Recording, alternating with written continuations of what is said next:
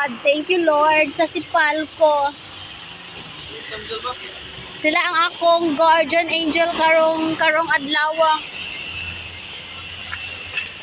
Ilang gayo ng akong meter kay di ba? Hapit na. So guys, kung na may problema sa inyong kuryente, di ba kuya? God, thank you Lord. Yabot na ang sipal ko. Salamat kayo sa nag-entertain sa akong ganina. Si Sir, wala ko kayo sa iyang pangalan, pero patsa na siyang tingog. Ingon siya kay, ulaton daw na ako ang ilang kauban na mag-ayo. So, nana sila, ang oras na sila kay mga alas 2 kapin. God, doy kayo ko ganina, kay gibiyaan ko sa